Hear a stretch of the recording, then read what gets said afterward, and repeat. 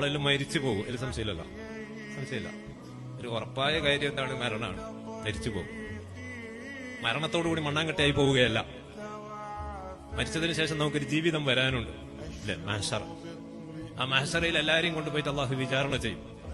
ചിലർ വിചാരണയൊന്നും നേരിടാതെ സ്വർഗത്തിലേക്ക് പോകുന്നവരുമുണ്ട്. അള്ളാഹു ആ കൂട്ടത്തിൽ നമ്മളെയൊക്കെ പെടുത്തി തരട്ടെ.